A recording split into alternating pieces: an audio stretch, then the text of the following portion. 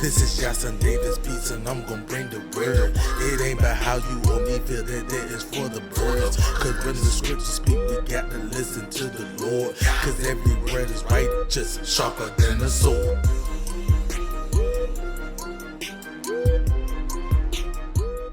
Hey, what's going on, everybody? You're now tuned in to Yahson David Speaks, and we're about to go ahead and jump into some scripture, and this is going to be on the from Genesis to Revelation series, and we're going to be going into Exodus chapter 22. But before we get into that, I want y'all to do me the honor, man, and like this video, share this video, subscribe if you haven't yet subscribed, ring that bell notification so y'all can get updated to the videos that I'm gonna do from henceforth. And please, man, yo, make sure y'all share this to your family, y'all friends, y'all loved ones, man. Help me get my channel back up, man, to the one I had before that got hacked and taken down. That help me get back into that standard, man. But without further ado, let's go ahead and jump into Exodus chapter 22. And we're going to start off at verse 1 where it says, "If a man shall steal an ox or a sheep and kill it or sell it, he shall restore 5 oxen for an ox and 4 sheep for a sheep." Like right here, already starting off, man. Like the Most High, he hitting hard. Like this is what we need basically in the U.S. right here today. That will to basically restore some type of like boundaries, man. Some type of something like to where these people will stop stealing and stop taking from other people. Because right here he said if a man should take an ox, and see back then, they didn't have like cars and all that stuff. So he said if a man should take an ox or a sheep or kill it and sell it, it said that he should restore that ox 5, basically it said 5 oxen for an ox. So you got to give 5 oxes to this man because you stole 1 ox. And it says, and 4 sheep for a sheep. So you got to give 4 sheeps unto this man because you stole 1 sheep. Like, imagine if we had that today, where if a person steal a car, like, and you get caught and everything. Yeah, you go to jail or whatever. But imagine if they got to restore like 4 cars to this person because that one car. Like they would have to pay this person for a lifetime because like 4 cars, like if for the amount of a car, like how the car is, like for example, like if you got like a 2005 Honda or something like that, that's probably like $5,000.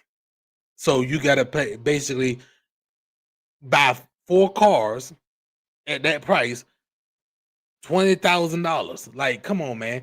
Like, we need that today. I bet you a lot of that, it should stop a lot of that stealing and stuff anyway. But anyway, verse 2 says, "If a thief be found breaking up and be smitten that he die, there shall no blood be shed for him." Okay, so right there, like the scripture is basically letting it be known. The Most High is saying, if a thief is found breaking up, basically means that he's beaten up and he is so bad that is that he dies. It says there shall no blood be shed for him, meaning no punishment to nobody for beating this man up and then he's dying because he from his wounds or whatever. It was no punishment for that. Why? Because he was breaking and entering, he was stealing. But see, in today's society, if somebody break up in your house and steal, and if they walking out the door, they're no longer a threat to you, you got to just let them go. You can't beat them up. You can't do nothing to them. If you do something to them, you go to jail. We need to go back to the scripture. Because like I like the way the Most High was thinking right there. He said, like, hey, you beat them up to the point where they pass on from their wounds and stuff. Hey, it's all good. Ain't no blood gonna be shed. And I see, matter of fact, let me continue on right quick because I know a lot of people are like, "What ain't it in the commandments where it said thou shalt not kill?" Yes, but see, even right there, that's not like I say, it's not a senseless slaying. It's not a senseless deleting. They did it in protection of their own supplies in their own house or whatever. So what came to them, it came to them. So, but anyway, verse 3 says, if the sun be risen upon him, there shall be bloodshed for him, for he should make full restitution. If he have nothing, then he shall be sold for his theft. He shall be sold for his theft.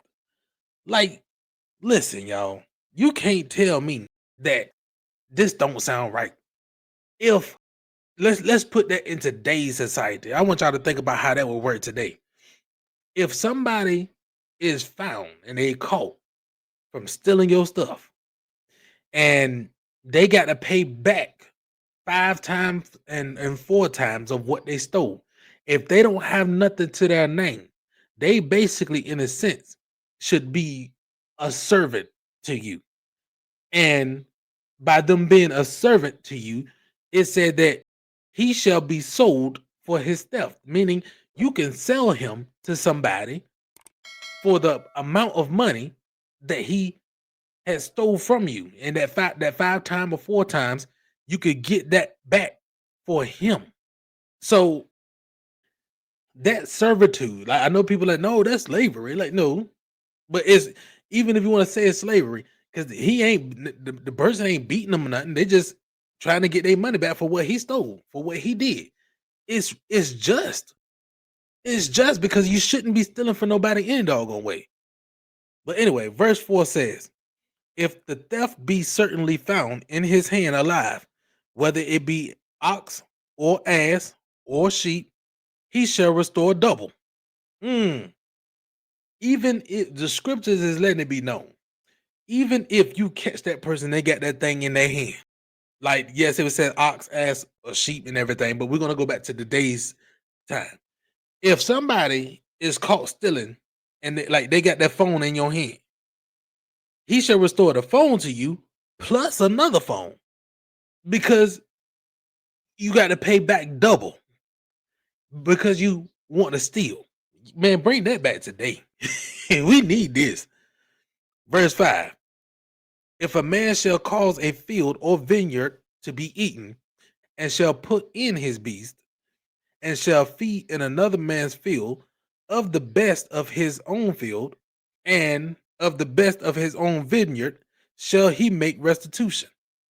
Is this not fair? Scripture is letting it be known, the Most High is letting it be known, that if somebody, I'm gonna put it back to today's time. If a person brings their dog in your yard, and that dog take a crap in your yard and mess up your yard, basically is letting it be known that that person need to restore to you for what that dog did to your yard. So they need to pay for that dog taking a crap in your yard. Because why can't you let the dog take a crap in your own yard? He's like, come on, man. We need this today. Because I seen videos on TikTok and everything where people will let their dogs go into another person's lawn house and their yard and take a crap and not clean it up. That's nasty. We need that today. You need to pay for letting your dog do that type of stuff and ruin somebody else's yard. But anyway, as we continue, it says, if fire break out and catch in thorns, so that the stacks of corn or the standing corn or the field be consumed therewith, he that kindled the fire shall surely make restitution. So right here, like, it's just telling you need to pay back for what you done. You need to be held accountable for what you done. Verse 7. If a man shall deliver unto his neighbor money or stuff to keep, and it be stolen out of that man's house, if the thief be found, let him pay double. If the thief be not found, then the master of the house shall be brought unto the judges to see whether he have put his hands onto his neighbor's goods. So right here, this is going into the realm of, if you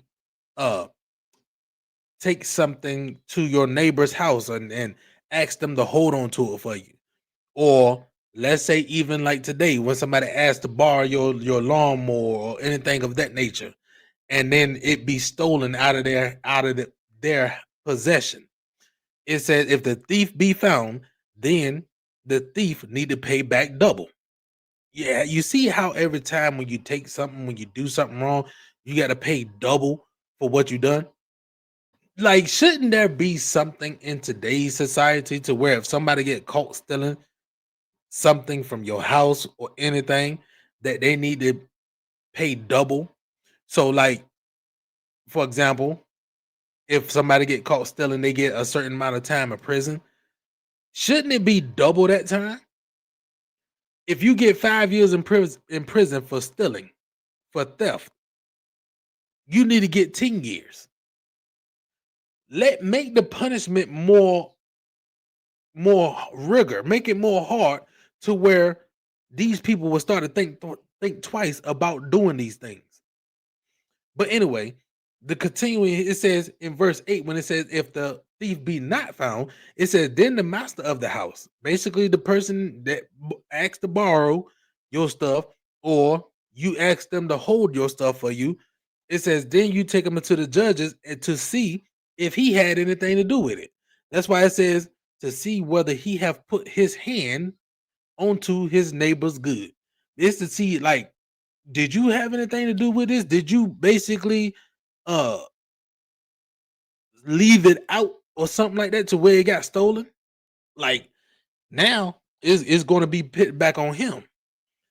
And then verse 9 says, for all manner of trespass, whether it be for ox, for ass, for sheep, for raiment, or for any manner of lost thing, which another challenges to be his, the cause of both parties shall come before the judges, and whom the judges shall condemn, he shall pay double unto his neighbor.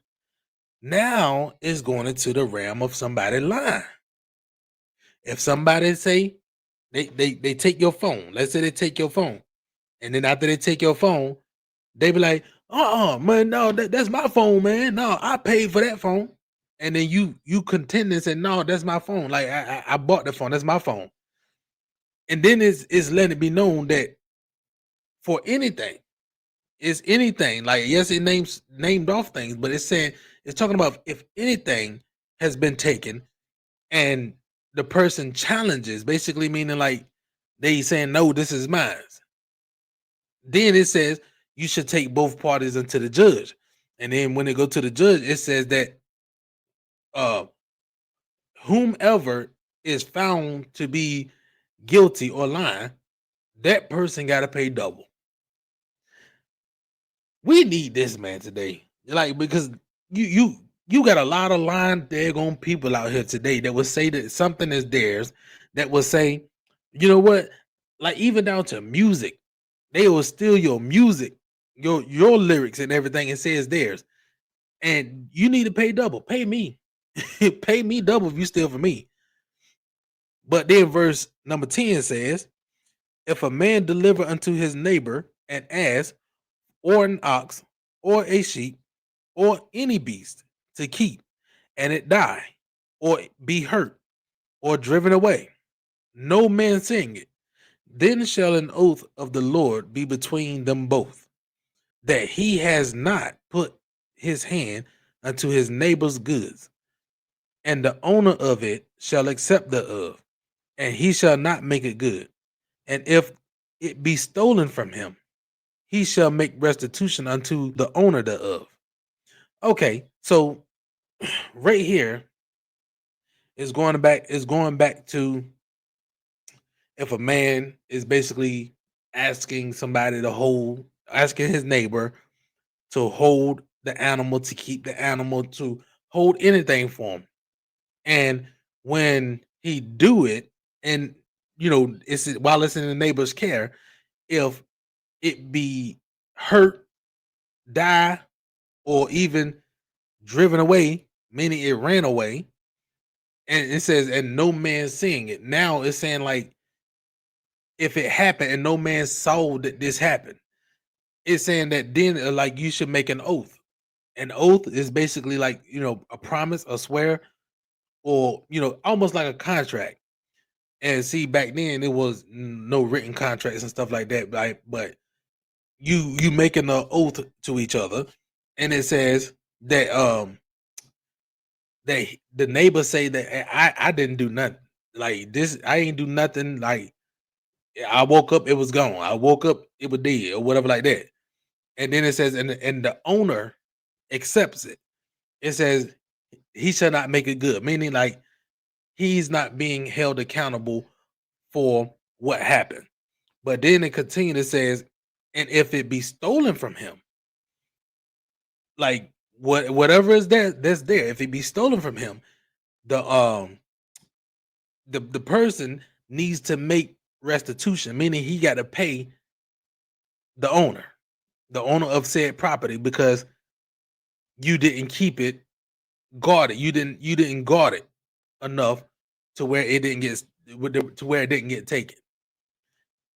So like this is good. We need this today for real. Then verse 12 says, I mean not verse 12, but verse 13 says, if it be torn in pieces, then let him bring it for witness, and he shall not make good that which was torn.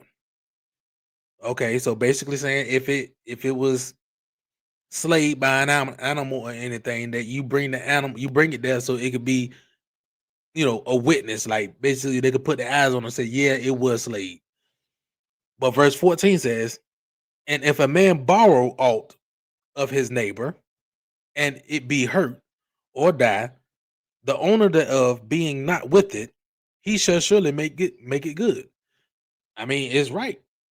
Like if you borrow anything from somebody, and when you borrow from that person, like that's why it says, oh, it means anything um of his neighbor. Like when you borrow, and while it's in your care, while it's with you, something happened to it, you gotta pay for it. You gotta pay him back for that, because it was in your care, and now it's messed up. Then verse 15 says, but if the owner thereof be with it, he shall not make it good. If it be an hired thing, it came for his hire. Okay, so basically it's saying like if you ask to borrow of the neighbor and the neighbor is with it, and anything happen, you is clear, you free and clear. Verse 16, it says, if a man entice a maid that is not betrothed, and lie with her, he shall surely endow her to be his wife. Oh, y'all listen. See, this is the reason why I say sex is marriage, because verse 16 says, and if a man entice a maid that is not betrothed. So right there, it means if a man talks to a woman and get that woman to be, lay with him. You know what I'm saying? He'd be like Casanova, and he got that woman to lay with him. And it says that she's not betrothed, meaning that she's not engaged to a man, or well, engaged. Basically, betrothed can go both ways, and it means the same thing, because engaged, meaning you his wife. Like even though you're engaged, you his wife, you promise to him, you his. But then it says, and lie with her, it said he shall surely endow her to be his wife. So right there, when it says he shall surely endow her, it means you got to go through the proper steps that you would go through to receive her to be your wife. Meaning you got to pay the 50 shekel of silver, or work, or make a deal to work or something like that for her to be your wife. You got to go through the proper steps. That's the reason why I say sex is marriage, y'all, because scripture is saying it right there. Verse 17, it says, if the father utterly refuse to give her unto him, he shall pay money according to the dowry of virgins. Didn't I just say it? So now it's saying, if the man, he done enticed her, he done slept with her, took her virginity and everything, and he go through the steps to receive her to be his wife, but the father said, no, I don't want my daughter to marry you. It says you still got to pay the father according to the dowry of virgins. And the dowry of virgins is 50 shekels of silver. So if scripture is telling you that if you sleep with a woman, that you got to pay the father according to the dowry of virgins, isn't that basically letting it be known that even though the father utterly refused, that you still married her? This is scripture, y'all. Please, y'all look, man, make sure y'all like this video, share this video to y'all, especially your children, especially to children that y'all know, because they need to know this. They need to hear that sex is marriage in the eyesight of the Most High God. This is in scripture. This right here will maybe stop a lot of these children doing the things that they're doing, especially if they believe in the Most High. But anyway, let me continue. Verse number 18 says, "You shall not suffer a witch to live." So right here, the Most High is saying that you shall not allow a witch to live. What is a witch? A witch is somebody that is not a woman that is doing things that is not approved of the Most High. You doing like witchcraft and things of that nature, trying to cast spells and whatever like that. It says you should not suffer a witch to live. Now, we can't have this in today's time. Why? Because Jesus done came. It's a new covenant. It's a new way of going. However, if she's not a follower of the Most High, if she's not a believer in Jesus Christ and have not given her life to Jesus Christ, if it befall her, because like I mean, you are in wickedness, you are in error, you are against God. So if it befall you that it happens because you know, we do have people today that will be crazy enough that will go out here and they do this because they have it in their heart to do so. And they because they're not believers of the Most High, they just gone in the brain.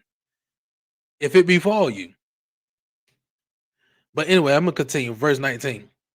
It says, "Whosoever lies with a beast shall surely be put to death." Ooh, this right here is the beginning of the law. The laws is Exodus, Leviticus, Numbers, and Deuteronomy. So right here in Exodus chapter 22, it says, "Whosoever he that lies with a beast shall surely be put to death." That's talking about bestiality. If you see a person, if a person is having intercourse with the animal, it said they should be put to death. Why? Because they are not of God. If anybody is doing this with the animal, they cannot be right in the brain. And if they're not right in the brain, they are in the ways of wickedness, and they are in the ways of sin. It's saying like get rid of that because that wickedness need to be done away with. It need to be put away. But anyway, continuing, it says, "He that sacrificed to any god, save unto the Lord only," meaning except unto the Lord only, "he shall be utterly destroyed." There it is. Now there's another one. You false worshiping and you worshiping other gods, you shall be utterly destroyed. Matter of fact, that's gonna be another video that I'm gonna do because a lot of y'all, matter of fact, no, I ain't gonna do it. I'm gonna just put it right here. A lot of y'all really need to be careful of your surroundings and your family, your friends, and everything. Watch them. Like the scripture says, when it says, um, in First John, when it says, um, try the spirit by the spirit. See if they really are believers in the Most High God by way of His Son Jesus Christ. Because you got a lot of people out here be like, oh my God is this. You better back off because my God. And I'm saying that because I had somebody that's in my family that said that I need to back off and stop talking and stop saying a thing because they put scripture. And then when I showed them what that scripture really mean, they told me to back off. If they are saying my God, my God, my God, or God, God, God, God, but they don't specify what God, because see, the only way you could tell what God, the Most High, only way you could tell you talking about the Most High, you got to mention His Son name. That's why scripture, I'm gonna put it right up here. That's why scripture says, no man can get to the Father except by the Son. So if you don't mention the Son name, but you praying to God, what God are you talking about? So I'm gonna use it. I'm just saying right now, if you got people that saying God, God, God, God, and they are not mentioning the Son Jesus Christ's name, or even if they say Jesus Christ is the Most High God, they are that's a false God, because Jesus is not the Most High. He's the Son of the Most High. When you try to say that Jesus Christ is the Most High, you making the Father jealous. Scripture says, matter of fact, we just did it in Exodus chapter 20 when He said, "I am a jealous God." So if you trying to make you, if you saying that pertaining to His Son, even though He loved His Son is glorious. He gave Him glory. If you trying to put His Son in His place and say His Son is Him, you might be making you might be. It's almost like you trying to make the Lord, the Most High, jealous of His Son. But anyway, let me continue. Verse 21 says, "You shall neither vex a stranger nor oppress him, for you were strangers in the land of Egypt." That's plain and simple. Don't oppress nobody. Don't make it hard upon people because you was once oppressed. Verse 22, "You shall not afflict any widow or fatherless child. If you afflict them in any wise, and they cry at all unto me, I will surely hear their cry, and my anger, basically my wrath, and my anger shall wax hot, and I will slay you with the sword, and your wives shall be widows, and your children fatherless." Listen, y'all. With this being said, I'm gonna release a video this week, coming up this week. Right there, it's saying that the Lord is basically letting you know that the Lord is the father and the protector of widows and the fatherless children. It says if you afflict them, meaning if you harm them, hurt them in any way, it says anywise, in any way, it says, and they cry to him, it says he will hear they cry.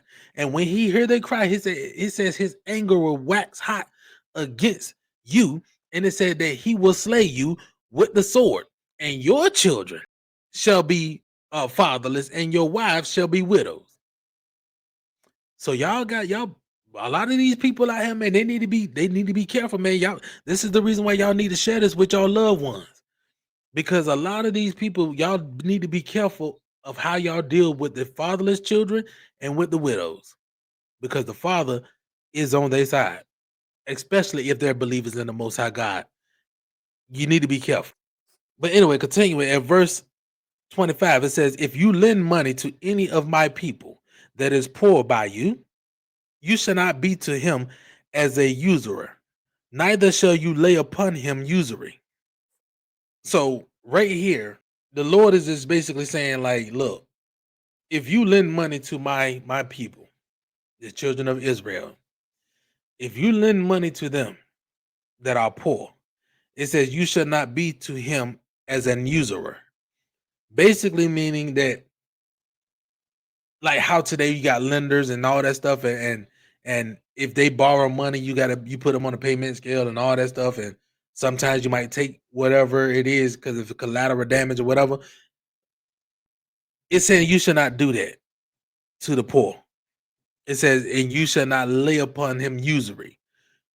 Right there is basically saying, like, look, You lend this money to him. Don't add to it. Don't make it hard for him in a sense. Like, because that's his people. They poor. Why would you lending money to the poor? So why are you even expecting to get anything back because they poor? So in a sense, overall, it's basically almost saying like, look, give it to him, man. Don't expect it back. Just give it to him. Be kind and loving unto the poor. But anyway, continuing on verse 26, it says, if you at all take your neighbor's raiment to pledge, you shall deliver it unto him by that the sun goes down.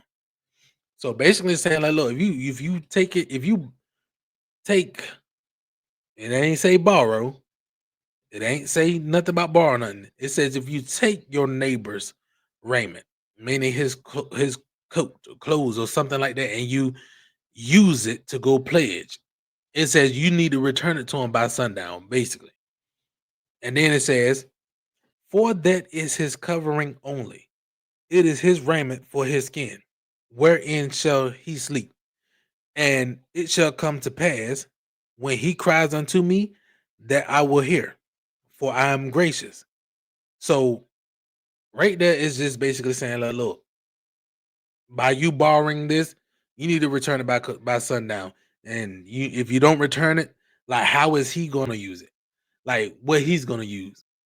So right there, and then he said, like, if he crying to me pertaining to this, by him being gracious, he coming to see you. That's basically what it sounds like. He's saying he coming to see you. But anyway, the next verse says, you shall not revile the gods, nor curse the ruler of your people. You hear that? You shall not revile the gods, nor curse the ruler of your people. Now, when it says revile the gods, it ain't talking about actual, is more than one God out there. It's not talking about, you know, overall, it's not talking about it's more than one God. It's talking about the men. It's talking about the brothers. That's the reason why when you continue, it says, you shall not revile the gods, nor curse the ruler of your people. So right there, when it says revile the gods, meaning that you should not, in a sense, like criticize, like be abusive and it insulting the ruler of your people, like, because they rule, they basically they leading you, they're in a sense guiding you. So if you don't go against them.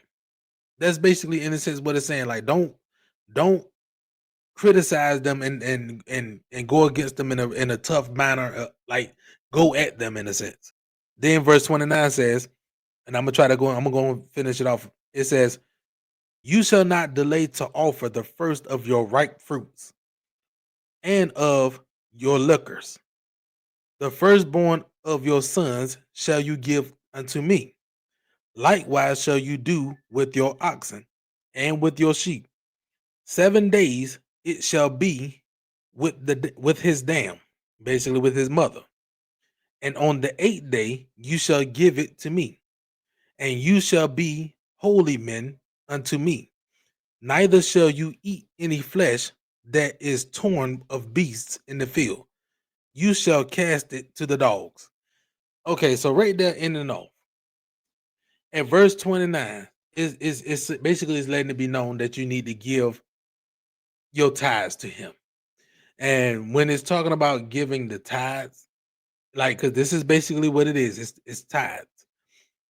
When it's saying to give your first fruits, like that's right, that's good, you need to give the first of your harvest back to the Lord. Now, when it's talking about giving it back to the Lord, it's not talking about you actually going out there destroying it and whatever the case may be. It's actually talking about that it's a feast. Y'all eat it for, but it's going to be in honor of him, like in reverence to him. And then when it says and your liquors, so right there when people are like, oh no, you can't drink no liquor. Oh no, a strong drink is a sin. No, it's not. Scripture just basically let it be known, do not drink strong drinks to where you um lose train of thought and do wicked and do sin. Like that's all it is. Just don't overdrink to where it will harm people or whatever. And then it says, the firstborn of your son shall you give to him. Now, when it's talking about giving your firstborn of your son, it's not talking about you sacrificing them and slaying them. No, what it's just basically saying is, like, because the same way that I did with my son, that's my first and my only, where when before he was born, I prayed and I said, Lord, my son is yours. And the reason why I did it, because like, I'm new father. I ain't know what to do. I ain't know how to raise him. I like, Lord, he's yours. You take care of him. You provide for him, and lead me on how to do it for you. That's basically what it's talking about. You give your children back to him, your first one back to him. Is matter of fact, I think the scripture even call it in a sense a lent offering. Like you lend him back to him. Matter of fact, I just did a video not too long ago where in First Samuel, where Samuel's mother did the same thing. That's basically what the Lord is telling you to do. Matter of fact, I'm gonna put the link right here for y'all. Y'all can go check that video out. So that's what he's telling you to do. Give him back to him to where he can use use the children for his will to lead the people and teach the people. And then when it says 7 days, that like fogs like the oxen and everything, because like the first, like likewise with the oxen, with the animals and everything, you give it back to him. It's gonna be these are gonna be sacrifices to him. And when you sacrifice, it is I think it's more along the lines of a peace offering. You giving it back to him in reverence of thanks to him, respect to him. But it says 7 days it shall be with his dam. Basically, 7 days is going to be with his mother, being nurtured and everything. And then on the 8th day, it says you give it to him. Basically, the 8th day, you need to take it and you need to slay it and then, have a meal for the Lord. And then it says, we shall be holy men unto him. And it says that after that, that we shall not eat any meat that has been torn by the beast. Meaning, if you see, let's say you see a deer out there and it's torn by some wolves, don't eat of it. It said cast that to the dogs. Why? Because we don't need to eat nothing that has been slain and everything of that nature, because we're holy men. We need to eat of pure, good meat. But anyway, with that being said, man, make sure y'all like this video, share this video, and subscribe, and share this with your loved ones, because who else do y'all know that's going to go line by line, precept upon precept, and stick with the scriptures? Share this with them, man, especially that part where it was talking about if a man entice a maid and everything. Please, you need to share that with your daughters, with your sons and everything, because this is the truth of the scriptures. So whenever you hear, even when y'all heard people say, oh, back in the day, they used to always say, don't go out there and have sex before marriage. Well, scripture is telling you sex is marriage. So if a man and a woman lay together, they married. So how can it's no such thing as sex before marriage if sex is marriage? But anyway, I'm gonna say grace, peace, and mercy be unto you all, man. I love y'all. Peace. This is Yahson David Speaks, and I'm gonna bring the word. It ain't about how you or me feel, that is for the birds. Cause when the scriptures speak, we got to listen to the Lord. Cause every word is right, just sharper than a sword.